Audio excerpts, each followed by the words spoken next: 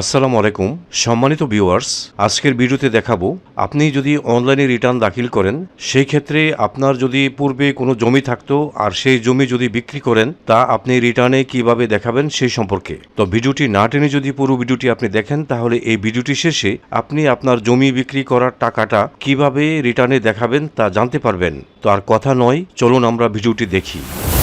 তো আমি আমার একজন ক্লায়েন্টের, এই যে আমার ক্লায়েন্ট, ওনার রিটার্নটি আমি ওপেন করলাম। উনি এমনিতে চাকরিজীবী আর উনি 5 শতক জায়গা 2022 সালে ক্রয় করেছিলেন। এখন এই জমিটা উনি 2025 সালে বিক্রি করে দিয়েছেন। তো এইটা আমি দেখানোর জন্য এই যে ক্যাপিটাল গেইন এটা আমি সিলেক্ট করব। তো আমি এটা সিলেক্ট করলাম, করার পরে নিচে দেখেন সেভ এন্ড কন্টিনিউ আছে, আমরা এখানে ক্লিক করব।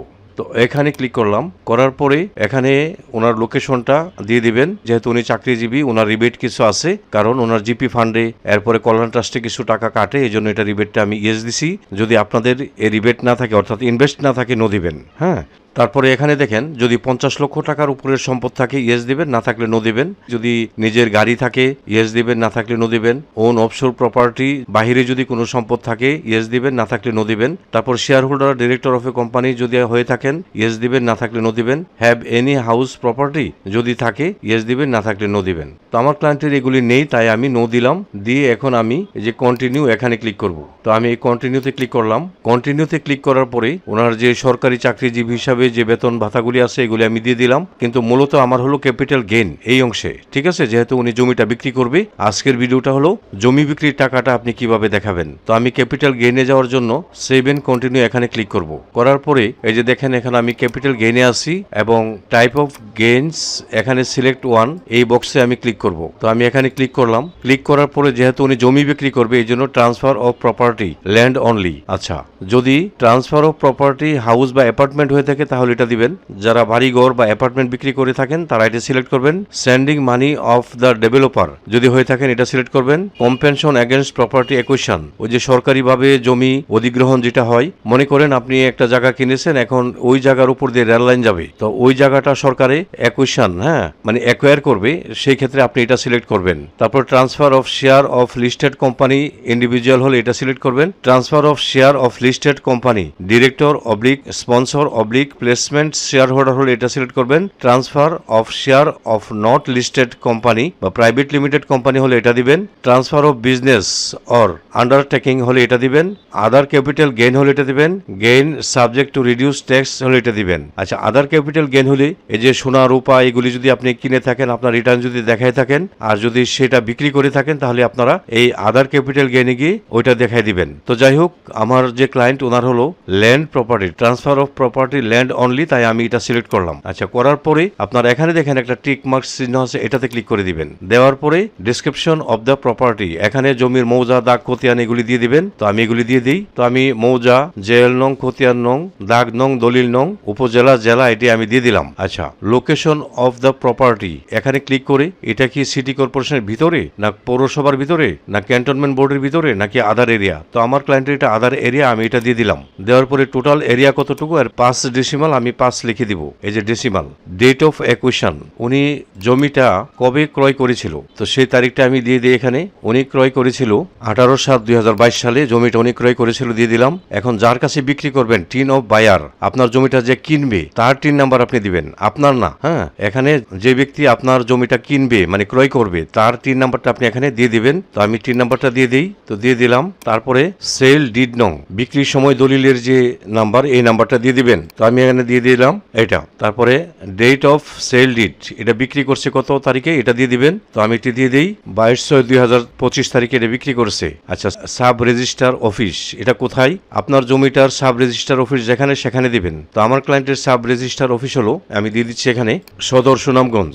এখন সেল ডিড ভ্যালু, দলিল মূল্য কত লিখেছেন এটা আপনি এখানে লিখবেন। তো সে বিক্রি করছে 15 লক্ষ টাকা, তো আমি 15 লক্ষ টাকা এখানে দিয়ে দিই। আচ্ছা, তারপরে এখানে দেখেন excess amount receive received over deed below. অনেকে জমি বিক্রি করে মনে করেন উনি 18 লক্ষ টাকা বিক্রি করছে, কিন্তু দলিলে দেখাইছে 15 লক্ষ, তাহলে 3 লক্ষ টাকা দেখায় নাই, তাহলে সেই ক্ষেত্রে 3 লক্ষ এখানে দেখাবে। আচ্ছা, এটা আমি পরে দেখাচ্ছি। মনে করেন 15 লক্ষ টাকায় বিক্রি করছে, তাহলে এই ক্ষেত্রে আর এই যে এখানে ব্যাংকের নাম, ব্রাঞ্চ, অ্যাকাউন্ট এগুলি কিছুই দিতে হবে না। আর জমিটা যদি 18 লক্ষ টাকায় বিক্রি করে আর 15 লক্ষ টাকা এখানে দেখায় দলিলে, আর 3 লক্ষ না দেখায় থাকে, তাহলে 3 লক্ষ এখানে লিখতে হবে। তখন ব্যাংকের নাম, এরপরে ব্রাঞ্চ, অ্যাকাউন্ট নাম্বার লিখতে হবে। এটা আমি পরে দেখাবো আপনাদের। এখন কস্ট অফ অ্যাকুইজিশন, মানে উনি কিনছিল কত টাকা দিয়ে, তাহলে উনি তো কিনছিল 5 লক্ষ টাকা দিয়ে, তো আমি 5 লক্ষ এখানে লিখে দিই, 5 লক্ষ লিখে দিলাম। তাহলে এখন দেখেন এই যে জমি ক্রয় বিক্রয়ের বেলায় সাব রেজিস্ট্রার অফিসে ট্যাক্স, এই যে কালেক্ট এট সোর্স, এই ট্যাক্স কেটে রাখে। তো মনে করেন সে নিয়ম অনুসারে ট্যাক্সটা কাটছে 1,20,000 টাকা। এই যে ট্যাক্সটা কাটছে এটা কিন্তু চূড়ান্ত ট্যাক্স। হ্যাঁ, এটাকে আপনারা ক্লেম করতে হবে। কিভাবে ক্লেম করবেন তাও কিন্তু আমি দেখাবো। আচ্ছা, এখানে আপনার কাছ থেকে যত ট্যাক্স কাটে সাব রেজিস্ট্রি অফিস চালানের মাধ্যমে দিবেন। সেই চালান কপিটা আপনি অবশ্যই রাখবেন, কারণ চালান কপিটা হারিয়ে ফেললে কিন্তু এই ট্যাক্সটা ক্লেম করতে হবে না, পুনরায় আপনি এই ট্যাক্স দিয়ে এই রিটার্নটি সাবমিট করতে হবে। তো 1,20,000 টাকা মনে করেন আপনার চালানের মাধ্যমে ট্যাক্স কেটে রাখছে। যেহেতু 5 লক্ষ টাকায় কিনেছেন এবং 15 লক্ষ টাকায় বিক্রি করছেন, তো লাভ হয়েছে কত? 10 লক্ষ টাকা। সেই ক্ষেত্রে আপনার রেজিস্ট্রার অফিস 1,20,000 টাকা কেটেছে। তো এটাকে আমি আগে সেভ করি, সেভ করলাম। এখন আমরা ট্যাক্সে যাই। এই যে ট্যাক্সে গিয়ে আমরা দেখব যে আপনার চূড়ান্ত ট্যাক্স দেখেন 1,20,000 টাকা। হ্যাঁ, যেটা কাটা রাখছে এটা এখানে শো করবে। আচ্ছা, আরেকটা প্রশ্ন আপনাদের মধ্যে আসছিল যেটা আমি রেখে আসছি, এটা আমি বলে দিই। আবার ইনকামে আসলাম, ক্যাপিটাল গেইনে গেলাম। এখন দেখেন আপনার জমিটা বিক্রি করছেন 18 লক্ষ টাকায়, কিন্তু এখানে দেখাচ্ছেন দলিলে কম দেখাচ্ছেন, 15 লক্ষ টাকা দেখাচ্ছেন, তাহলে আরো 3 লক্ষ টাকা অতিরিক্ত আপনি দেখান নাই। এটা আপনি এখানে 3 লক্ষ টাকাটা আপনি এখানে দেখাবেন। দেখানোর পরে দেখেন এখন ব্যাংকের নামটা আপনি একটা সিলেক্ট করে দিবেন, সোনালী ব্যাংক, তারপরে ব্রাঞ্চ সদর সুনামগঞ্জ লিখে দিলাম, অ্যাকাউন্ট নাম্বারটা এখানে লিখে দিবেন। তো আমি অ্যাকাউন্ট নাম্বারটা লিখে দিলাম। এখন দেখেন আপনার জমিটা কিন্তু দেখেন কিনছেন কত তারিখ? 18/7/2022, আর বিক্রি করছেন আপনি 22/6/2025। সেই হিসাবে আপনার যে অতিরিক্ত 3 লক্ষ টাকা লিখছেন এটার স্ল্যাব অনুসারে একটা ট্যাক্স আসবে। সেই ট্যাক্সটা কত আমরা দেখি, আগে সেভ করে নিই। সেভ করার পরে আমরা ট্যাক্স এন্ড পেমেন্টে যাই। পেমেন্টে গিয়ে আমরা দেখেন এই যে 15,058 টাকা আসছে আপনার ট্যাক্স। হ্যাঁ, ওই যে 3 লক্ষ টাকার যেহেতু 5 বছর হয়েছে না, এই জন্য 5 বছরের কম হলে স্ল্যাব অনুসারে এই ট্যাক্সটা 3 লক্ষ টাকার এই ট্যাক্সটা আসছে। আর এটা তো আপনার সাব রেজিস্ট্রার অফিস ট্যাক্স কাটা রাখছে। হ্যাঁ, তো এই দুইটার যোগফল হলো এই টাকাটা। আচ্ছা, আর যদি 5 বছরের বেশি হয় তাহলে এখানে দেখেন 15% হারে ট্যাক্স আসবে। আমি দেখাই, আবার এখানে যাই, গিয়ে ক্যাপিটাল গেইনে মনে করেন এই জমিটা উনি ক্রয় করেছিল 18 সালে, 2018 সালে লিখলাম। তাহলে 5 বছরের বেশি 2018 সালে কিনছে, 2025 সালে বিক্রি করছে। তাহলে এই যে 3 লক্ষ টাকা এটার কিন্তু 15% হারে ট্যাক্স আসবে এখন। হ্যাঁ, যেহেতু 5 বছরের বেশি হয়ে গেছে তাহলে এটার 15% হারে ট্যাক্স আসবে। তো এটাও আমি দেখাই দিচ্ছি আপনাদের। এখন দেখেন এখানে 15% হারে এই যে 45,000 টাকা আসছে। ঠিক আছে, মনে রাখবেন যদি আপনি কোনো জমি ক্রয় করেন আর সেই জমি যদি আপনি 5 বছরের ভিতরে বিক্রি করেন তাহলে অতিরিক্ত যে টাকাটা সেই টাকাটা ট্যাক্স স্ল্যাব অনুসারে এখানে আসবে। আর যদি 5 বছরের পরে বিক্রি করেন তাহলে সেই অতিরিক্ত টাকার 15% ট্যাক্স কিন্তু এখানে আসবে। তো এইটা এবং এটার যোগফলটা হলো এটা। ঠিক আছে, আর এখানে উনি হলো কিছু রিবেট ইনভেস্টে ছিল, ওনার জিপি ফান্ডের কিছু টাকা এবং কল্যাণ তহবিলে কিছু টাকা জিপি ফান্ডে ছিল, ওইটা থেকে এটা রিবেট পাইছে। তো ওইটা থেকে ওইটা মাইনাস দেওয়ার পরে আপনার এই টাকাটা আসে। তো এই টাকার মধ্যে উনি কিন্তু 1,20,000 টাকা দিয়ে দিয়েছে। তো এই টাকাটা এখানে শো করবে নিচে, এই নিচে দেখেন এই টাকাটা শো করছে। তো এখন পেয়েবল দেখাচ্ছে, এই টাকাটাই দেখাচ্ছে। তো এর মধ্যে তো উনি 1,20,000 টাকা দিয়ে ফেলেছে, তাই না? তো ওইটার চালান নাম্বারটা ক্লেম করবে এখানে গিয়ে, এই যে এখানে যাবে, এখানে গিয়ে এই যে ক্লেম সোর্স ট্যাক্স, এখানে গিয়ে আদারে যাবে। আদারে গিয়ে এখান থেকে এই যে অ্যাকুইজিশন অফ প্রপার্টি সেকশন 111 ওইটা সিলেক্ট করে দিবে, দিয়ে ডিপোজিট অথরিটি পারসন ওই ব্যক্তির নামটা এখানে দিয়ে দিবেন। তো মনে করেন আমি এটাই আপাতত দিয়ে দিলাম, এটা দিলাম। দেওয়ার পরে রেফারেন্স নাম্বার, ওই যে আপনি চালানের মাধ্যমে যে 1,20,000 টাকা ট্যাক্সটা দিবেন সেটা এখানে রেফারেন্স নাম্বারটা লিখবেন, এখানে রেফারেন্স ডেট লিখবেন, তারপরে যে চালানটা দিবে চালানের নাম্বারটা লিখবেন, চালানের ডেটটা লিখবেন, চালানের ডেট আর রেফারেন্স ডেট একই থাকবে। তারপরে চালান অ্যামাউন্ট 1,20,000 এটা আপনি এখানে লিখে দিবেন। ঠিক এটাও এখানে লিখবেন 1,20,000, এটা দিয়ে দিবেন। কোন ব্যাংকে দিয়েছেন এখান থেকে যে ব্যাংকে দিয়ে থাকেন সেই ব্যাংকের নামটা এখানে দিয়ে দিবেন, সোনালী ব্যাংক উনি দিছে, শাখাটা কি সদর সুনামগঞ্জ, এটা দিয়ে দিলাম। তো সকল তথ্য দেওয়ার পরে সেভ দিলে অটোমেটিক এখানে 1,20,000 দেখাবে। তো যেহেতু আমার এটা টিউটোরিয়াল ভিডিও তাই আমার কাছে চালান নাম্বারও নেই, চালান ডেটও নেই, তাই আমি এটা দেখাইতে পারছি না। আপনারা অবশ্যই চালান নাম্বার এবং চালান ডেটে এটা ফিল আপ করবেন, করার পরে আপনারা সেভে দিবেন। অটোমেটিক 1,20,000 টাকা আপনার এক ইয়া থেকে ওই যে পেয়েবল ট্যাক্স থেকে কমে যাবে। আমি দেখাচ্ছি আপনাদের।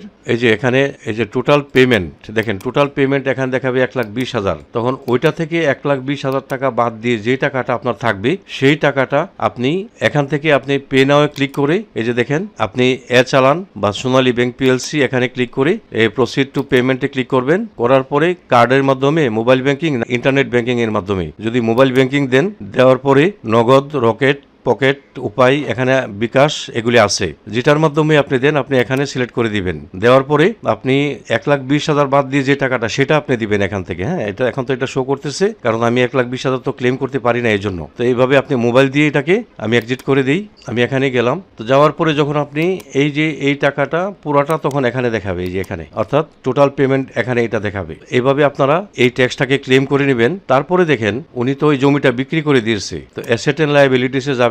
এই যে জমিটা ছিল 5 লক্ষ টাকা, এই জমিটা উনি বিক্রি করে দিয়েছে, এখন কিন্তু এই জমিটা আর নাই, তাই এটা আপনি এখান থেকে তুলে দিবেন। তুলে দেওয়ার পরে এখন অতিরিক্ত যে টাকাটা, এই যে দেখেন 18 লক্ষ টাকা, এই 18 লক্ষ টাকা তো উনি পাইছে, এই টাকাটা কোথায় আছে? এই টাকাটা যদি উনি কোনো কিছু কিনে থাকে, তাহলে ক্রয় করে থাকলে অনেকে ওই জমি বিক্রি করে বাড়ি বানায়, তো বাড়ি বানাইলে আপনি এখানে দেবেন, গিয়ে advance made for non agriculture property, এখানে হাউস বিল্ডিং কনস্ট্রাকশন পারচেজ দিবেন। তারপরে কত টাকা দিয়ে বানাইছে এটা আপনি এখানে, এই যে 18 লক্ষ টাকা এখানেও দিবেন, এখানেও দিয়ে দিবেন। অথবা যদি উনি 15 লক্ষ টাকা দিয়ে বাড়ি বানায় থাকে, দেখাচ্ছি আমি, তাহলে আরো 3 লক্ষ টাকা কোথায় আছে সেটা আপনি দেখাবেন। যদি কোনো ব্যাংকে টাকা থেকে থাকে ব্যাংকে দেখাবেন, অথবা যদি ওনার ক্যাশ ইন হ্যান্ডে থেকে থাকে তাহলে ক্যাশ ইন হ্যান্ডে দিয়ে দিবেন। তো আমি ক্যাশ ইন হ্যান্ডে বাকি টাকাটা দিয়ে দিচ্ছি। মনে করলাম ওনার ক্যাশ ইন হ্যান্ডে আছে, তাহলে দেখেন এখানে ডিফারেন্সটা কিন্তু আমার 0, আর আগে যে সম্পদ ছিল ওনার এই সম্পদটা কিন্তু এখানে আর নেই। ঠিক আছে, তো আমি এটা সেভ দিয়ে নেই, সেভ দিয়ে নিলাম। তো আপনারা যারা অনলাইনে রিটার্ন ফিল আপ করবেন, যদি আপনি নতুন হয়ে থাকেন,